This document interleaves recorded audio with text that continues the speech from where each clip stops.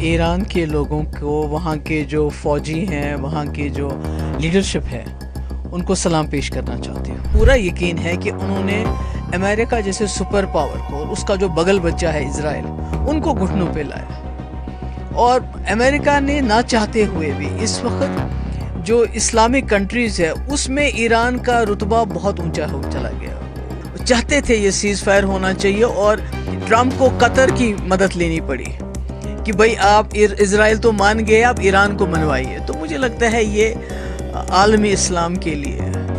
وہ جو ایران اسرائیل جو کانفلکٹ چل رہا ہے، کافی تباہی ہو گئی ہے، کیونکہ ویسے جنگ میں حاصل تو وہی ہوتا ہے، ہیومن لاسز اور ڈسٹرکشن۔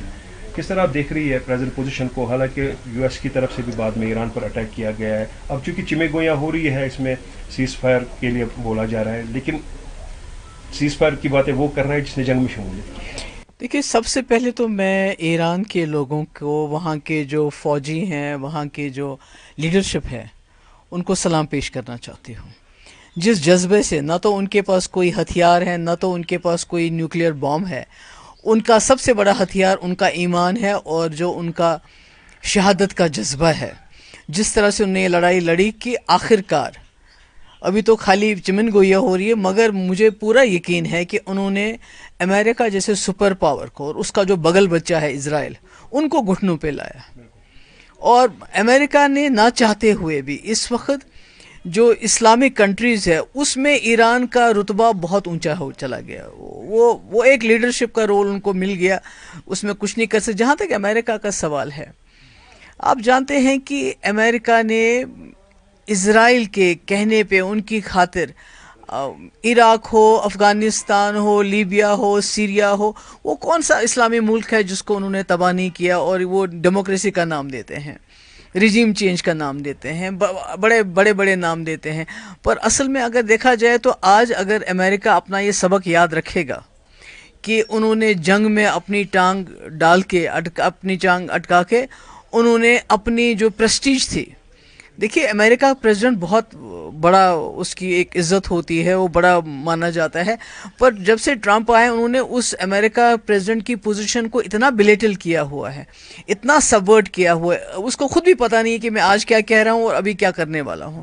تو مجھے لگتا ہے یہ پوری دنیا کے لیے خطرے کی گھنٹی ہے، خاص کر جو اسلامک ممالک ہیں جنہوں نے اس کانفلکٹ میں، جب ایران اور اس کا آپس میں تھا، انہوں نے زبانی خرچہ چلایا، زبانی کہا، باقی حالانکہ بہت کچھ کر سکتے ہیں کیونکہ پیٹرول ہے، باقی ہتھیار ہیں ان کے پاس، وہ اس کا استعمال کر سکتے تھے، پر انہوں نے اس کا استعمال نہیں کیا۔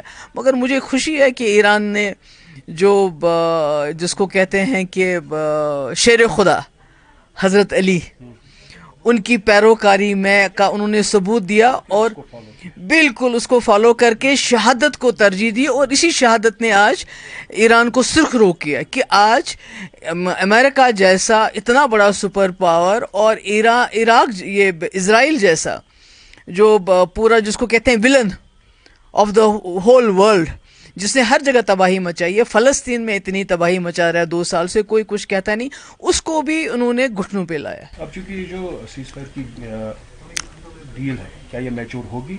کیونکہ ٹرمپ نے اس میں پہلے شرکت کی ہے، اب وہی اس کو سجیسٹ کر رہا ہے سیز فائر۔ میرے خیال میں جو میں نے لیٹسٹ رپورٹ سنی کہ جو ایران نے شرط رکھی تھی کہ ہم اس سیز فائر کو تب مانیں گے اگر وہاں ایران کے ٹائم کے 4 بجے تک اسرائیل جو اپنے سارے جو ہیں اس کے بعد کوئی حملہ نہیں کرے گا، اور اسرائیل نے اس کو فالو کیا، جس سے پتہ چلتا ہے کہ دونوں امریکہ اور اسرائیل چاہتے تھے یہ سیز فائر ہونا چاہیے، اور ٹرمپ کو قطر کی مدد لینی پڑی کہ بھئی آپ اسرائیل تو مان گئے، آپ ایران کو منوائیے۔ تو مجھے لگتا ہے یہ عالمی اسلام کے لیے، ہمارے ایمان کے لیے، ہمارے جو خاص کر جو شیعہ برادری میں جو جذبہ شہادت ہوتا ہے، وہ جان سے زیادہ اس کو ترجیح دیتے۔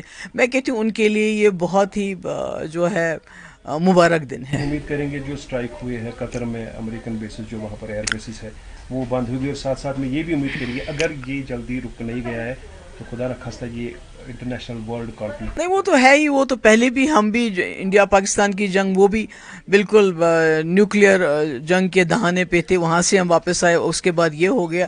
تو میں سمجھتی ہوں اس میں سب سے بڑا رول امریکہ کا ہے، کیونکہ وہی یہ جنگیں شروع کرتا ہے، وہی چاہے ڈائریکٹلی انڈائریکٹلی اس میں آتا ہے، تو مجھے لگتا ہے کہ اس کا بڑا رول ہے. اور آج چائنا اور روس جو پازیٹیو رول کر رہے ہیں، جس طرح جو انہوں نے پیچھے جو سپورٹ کیا ایران کو کہ بھئی ایران اکیلا نہیں ہے، جبکہ ایران کو باقی اپنے جو برادر ملک ہیں انہوں نے اکیلا چھوڑ دیا، پر ان دو ملکوں نے آگے آ کے امریکہ کو بتا دیا ہے کہ ہم اس ملک کے ساتھ کھڑے ہیں جس ملک کو آپ تباہ کرنا چاہتے ہیں. اس سے بھی ایک میسج چلا گیا اور آج سیز فائر کی باتیں ہو رہی ہیں. خدا بھی چاہے ورنہ ہمارے یہاں پر اثر پڑ سکتا ہے.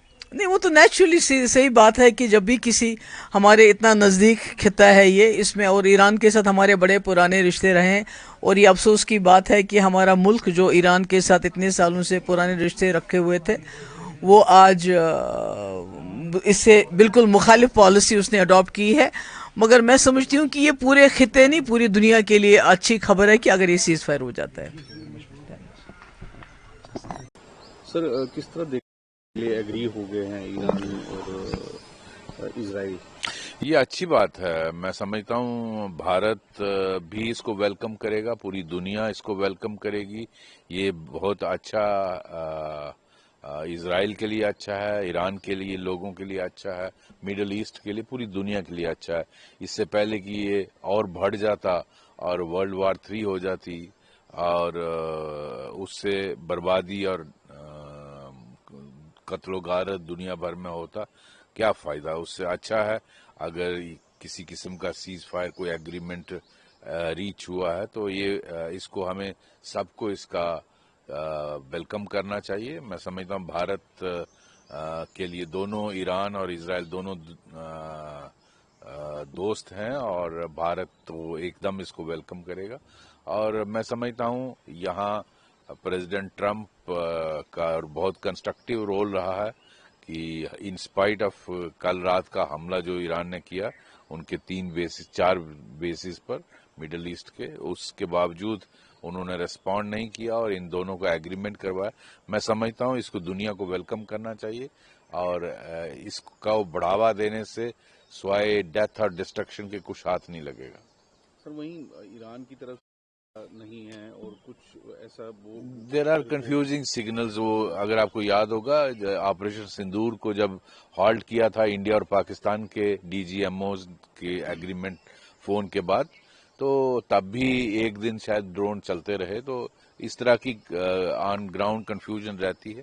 بٹ میں سمجھتا ہوں پریزیڈنٹ ٹرمپ ایسے ٹویٹ نہیں کرتے. اگر انہوں نے ٹویٹ کیا، میں نے پڑھا ان کا ٹویٹ کہ کسی قسم کا ایگریمنٹ ہوا ہے، بات چیت ہوئی ہے اسرائیل اور ایران کے بیچ، تو اس کو ویلکم کرنا چاہیے اور میں سمجھتا ہوں سبھی کے لیے اچھا ہے، دنیا بھر کے لیے اچھا. سر وہیں ایران نے کیا تھا رات کو 4 جگہوں پہ، قطر، کویت، عراق اور بحرین میں یو ایس کے بیسز جہاں جہاں تھے ان پر حملہ کیا تھا میزائل سے. لیکن یہ بہت سوجھ بوجھ کی سمجھداری کی بات ہے کہ امریکہ نے اس کو ریسپونڈ نہیں کیا اور اس کو زیادہ نقصان بھی نہیں ہوا. تو انہوں نے اس کو ایک موقع سمجھ کے ایران اور اسرائیل کا ایگریمنٹ کروایا سیز فائر کا. میں سمجھتا ہوں یہی ایک میچورٹی ہے بڑے سپر پاور کی. بہت اچھا، اس کو دنیا بھر میں ویلکم کرنا چاہیے. سر وہی ایم ای اے کا ایک بیان ہے کہ او آئی سی کو پاکستان کے پروپیگنڈا میں نہیں پڑھنا چاہیے. ان کو سب کو پتہ کہ پاکستان کس طرح کا آتنکواد کو سپورٹ کر رہا ہے. بالکل صحیح، ایم ای اے کا جو اسٹیٹمنٹ ہے بالکل صحیح. پاکستان آئے دن او آئی سی کے پلیٹ فارم کو مس یوز کرتا ہے.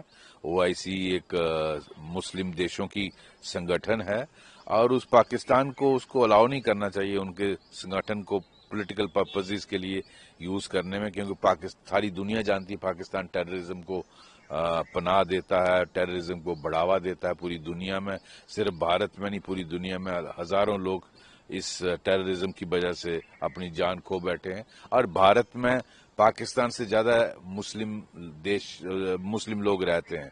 تو او آئی سی کو اس کو بھی اپنے مد دماغ میں رکھنا چاہیے. دھنیہ واد.